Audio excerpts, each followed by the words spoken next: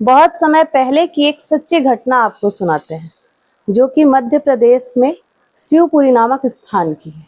वहां पर एक हवलदार जी रहते थे और वो जब पुलिस चौकी के लिए निकलते थे तो उनको रास्ते में एक हनुमान मंदिर पड़ता था और वहां पे जाने से पहले हमेशा उनको नमस्कार करके निकलते थे। मंदिर में उनके दर्शन करते हुए निकलते थे। धीरे धीरे उनकी ऐसी आदत हो गई कि जब वो हनुमान जी के सामने पहुंचते तो ध्यान मग्न हो जाते थे, उनकी समाधि लग जाती थी और कितने कितने घंटों बैठे रह जाते थे। अब इससे होता यह था कि वो अपनी ड्यूटी पर लेट जाते थे और देर जाने की वजह से उनके अधिकारी उनसे हमेशा नाराज रहने लगे।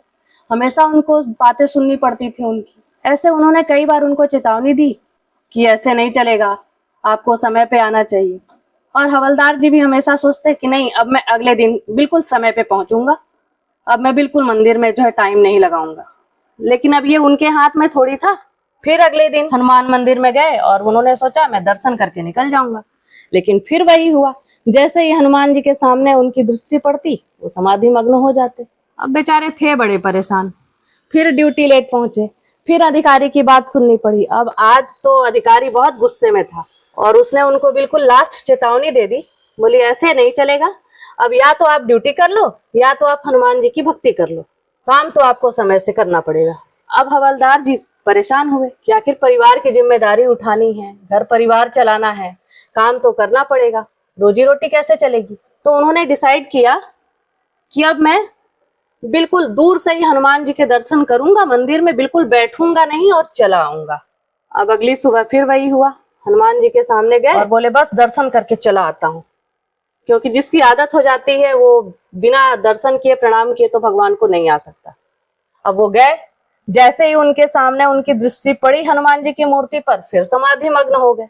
और आज तो ऐसी समाधि मग्न हुए कि उनको समय का आभास ही नहीं रहा।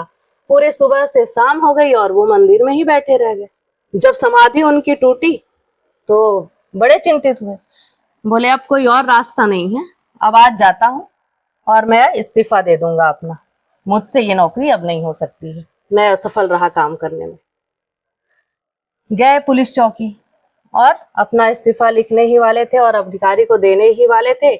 और उन्होंने कहा साहब अब मुझे माफ कीजिए, मैं ये नौकरी नहीं कर सकता क्योंकि मुझसे ये काम नहीं हो रहा है।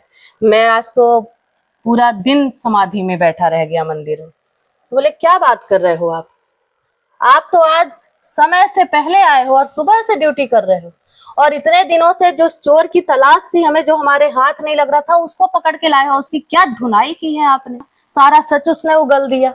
आज तो हम आपसे बहुत प्रसन्न हैं। बोले कैसे, मैं तो लेकिन सारा दिन मंदिर में बैठा रहा। बोले नहीं नहीं, देखो आपने साइन भी किया। जब वो रजिस्टर में देखा कि उनके हस्ताक्षर थे, आंखों से आंसू की धारा बह निकली उनकी। समझ गए कि ये लीला किसी और की नहीं है, उनके हनुमान जी की ही है।